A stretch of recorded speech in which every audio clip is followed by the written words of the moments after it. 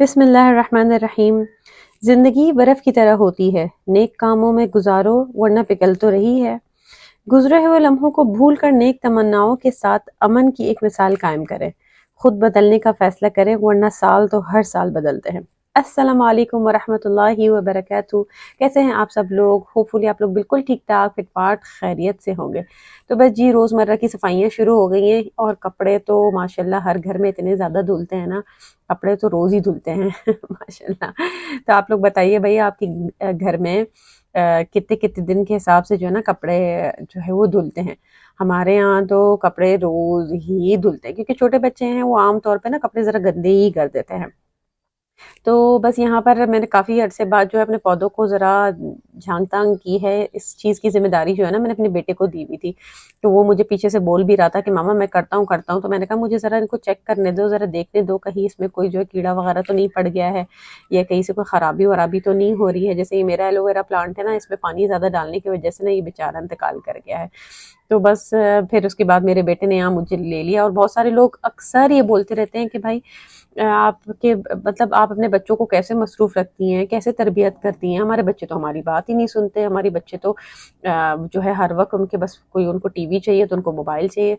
मैंने कहा ज़ाहिर-सी बात है, अगर आप बच्चों को जो है बिज़ी नहीं रखेंगे, तो वो तो फिर ज़ाहिर-सी बात है बोर तो होंगे ना, और बोर होने के लिए फिर वो 10 चीज़ें देखेंगे। तो आप बच्चों को बिज़ी रखें, उनको काम दें। जैसे मैंने अपने बेटे को जो है वो पौधों में पानी डालने का काम, वैक्यूम क्लीनिंग करने का काम, और यहाँ पर ये देखें अभी अपनी दोनों छोटी बहनों को जो है ना वो नमाज़ पढ़ाना सिखा रहे हैं। तो मैंने ये कहा कि और बच्चों को जो है ना मैं मेक श्योर करती हूँ कि छोटे हों या बड़े हों, बचपन से ही जब भी मैं नमाज़ पढ़ती हूँ ना, तो मैं इनको इनको अपने साथ ही रखती हूँ। अब ये दोनों छोटी हैं, तो मैं इनको स्कार्फ भी पहनाना सिखाती हूँ कि देखो बेटा, इस तरह से स्कार्फ लड़कियों को स्कार्फ पहन के करना है। तो इस तरीके से बहुत सारी चीज़ें, जैसे कल की ही मैंने जो वीडियो शेयर की थी उसमें मैं अपने बच्चों को एनिमेशन सिखा रही थी। हालाँकि मैं कोई जो हूँ वो मैंने तो एमबीए इन फाइनेंस किया हुआ है, एनिमेशन का तो मुझे कुछ नहीं पता। लेकिन इस तरीके से आप बच्चों को बिज़ी रख सकते हैं। तो आज की जो रेसिपी वो स्टार्ट करते हैं, और आज की रेसिपी जो है वो है बसबूसा की। जी हाँ, बसबूसा एक पैलेस्टीनियन मीठा है और बहुत ही हेल्दी मीठा है। यकीन माने जब आपके बच्चे खाएंगे ना तो उनमें बेतहाशा ताकत आएगी। तो इसमें सबसे पहले आपने ले लेना है 2 कप मैदा, ठीक है? ओह सॉरी, 2 कप आपने सूजी लेना है, ठीक है? और इसमें जाएगा जो है समझ लें आप 75% शुगर, मतलब 1 कप से 4 टेबल स्पून निकाल दें, तो वो 3/4 कप हो जाता है। फिर इसमें जाएगा 1 टीस्पून जो है वो बेकिंग पाउडर।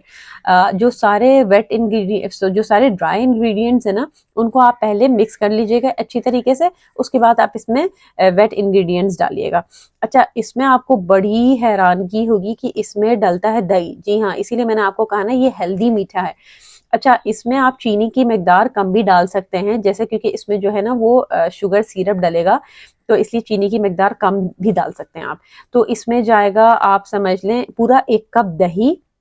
फेंटने की ज़रूरत नहीं है, जैसा है वैसे डाल लें। अच्छा, इसमें जाएगा तकरीबन 3/4 कप, वही 1 कप में से आप 4 टेबलस्पून कम कर दें तो 3/4 कप हो जाएगा पिघला हुआ मक्खन, और 2 अंडे। उसके बाद आपने इनको अच्छी तरीके से मिक्स करना है।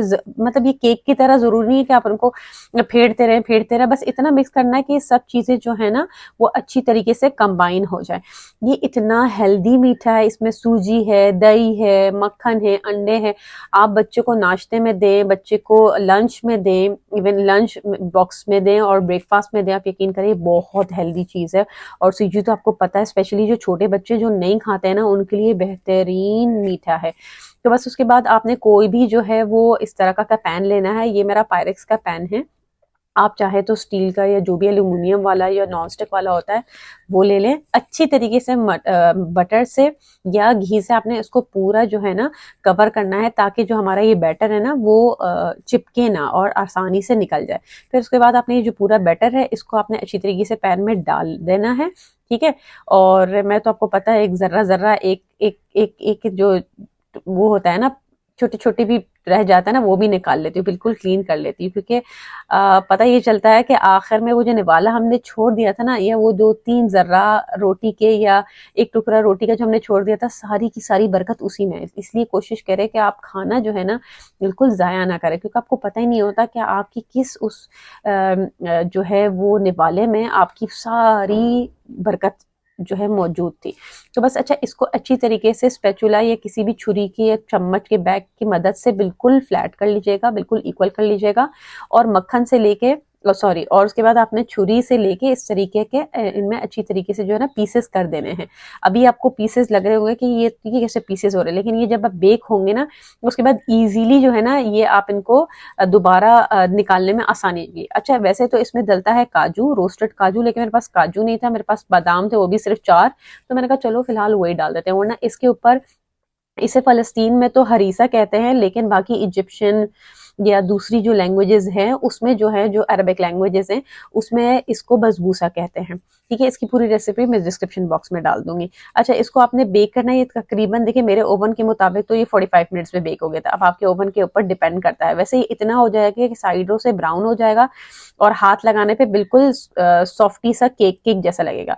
अच्छा, अब आपने एक पैन लेना है छोटा, उसमें आपने हाफ कप चीनी लेनी है और हाफ कप पानी लेना है। इतना पका देना है कि बिल्कुल शीरा बन जाए, बिल्कुल लिक्विडी तरीके से हो जाए। अच्छा, बहुत ज्यादा खुश भी नहीं करना, जब तक आपने इसको बॉईल करना है, जब तक कि चीनी इसके अंदर मेल्ट होके दो तीन उबाल आ जाए, फिर उसके बाद आपने इसको उतार लेना है। तो जी 45 टू 50 मिनट्स मुझे लगे हैं। अच्छा, बिल्कुल लो से थोड़ी सी तेज आंच पे आपने इसको करना है। मेरे पास ये बहुत पुराना ओवन है ना, तो इस पे गैस के मार्क वार्क सब मिट गए, तो मैं तो अंदाजे से ही करती हूँ, बहुत पुरानी बेकर हूँ मैं, तो मेरा अंदाजा ही हो रहा होता है।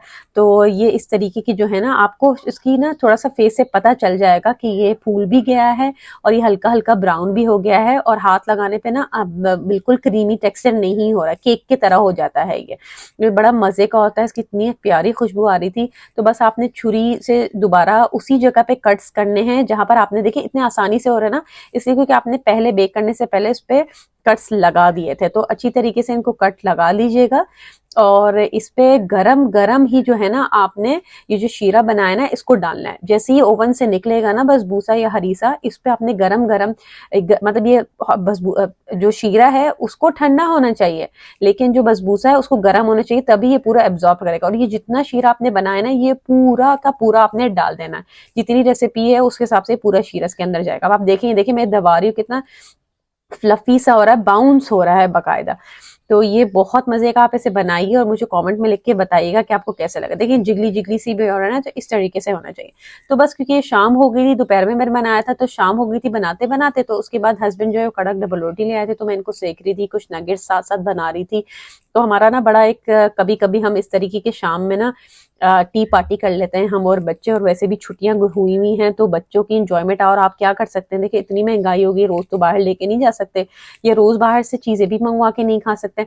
तो मैं इस तरह के जो है ना थोड़े थोड़े दिनों के बाद ना बच्चों के साथ ना इस तरह की शाम में ना टी पार्टी कर लेते हैं। जब इनके डैडी भी घर पे होते हैं तो हम सब मिल के ना जॉइंट पूरी फैमिली मिल के बैठ के ना शाम की चाय के साथ इतने काफी सारी स्नैक्स वैक्स बना के ना हम सब खाते हैं, बड़ा मजा भी आता है।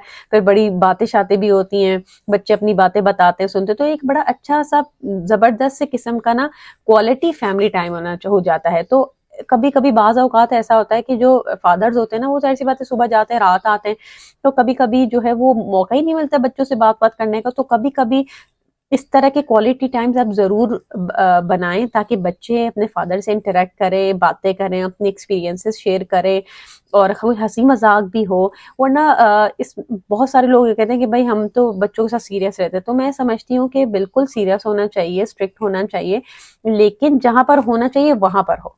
तो बस उसके बाद जी वो अब ये मगरिब का बाद का वक्त है, और जो छोटी बच्ची हैं उनके लिए हमने टेंट हाउस बनाया था, क्योंकि बच्चे भी बोर हो जाते हैं, तो छोटे वाले बच्चे बार बार आउटसाइड आउटसाइड तो उनको लेके नहीं जा सकते। तो यहाँ पर जो मेरी सबसे बड़ी वाली बेटी ने इनको यहाँ पर कैंपिंग करके दी, क्योंकि हम लोगों का बड़ा होता है, बच्चे कार्टून भी देखते हैं, तो वहाँ पर बड़ा कैंपिंग का कॉन्सेप्ट है, कैंपिंग कैंपिंग। अब यहाँ तो हमारे यहाँ पाकिस्तान में तो कैंपिंग का सवाल ही नहीं पैदा होता है, स्पेशली कराची में। वो मैं बच्चों ने, बड़ी वाली बेटी ने इनको इस तरीके से लगा के दे दिया था, और यहाँ पर इनको स्टोरीज सुना रही थी, गेम्स कर रहे थे, स्नैक्स खा रहे थे। तो बस हमने काफी आज मेहनत शहनत कर ली थी, दोपहर का खाना भी बड़ा जोरों शोरों से हुआ था।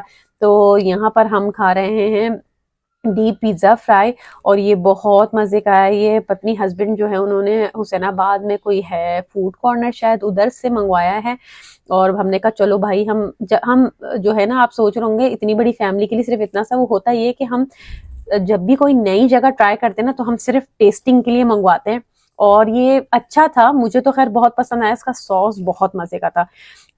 लेकिन बाकी मेरे घर पे किसी को पसंद नहीं आया, लेकिन मुझे एक आइडिया मिल गया कि यार ये तो बड़ी अच्छी चीज है और ये बना है पीटा ब्रेड से, तो मैंने कहा तो झटपट बन जाएगा और आप आराम से बच्चों को ना लंच में दे सकते हैं। तो होपफुली आपको आज की वीलॉग पसंद आई होगी। अगर पसंद आई है तो प्लीज इसे लाइक कीजिएगा, प्लीज प्लीज प्लीज। चैनल पर फर्स्ट टाइम आ रहे हैं तो सब्सक्राइब कीजिएगा। अपना बहुत ख्याल रखें, बहुत सारी दुआओं के साथ, leaving you with a very positive note. Until next time, take care of yourself. मास्सलाम, अल्लाह हाफिज।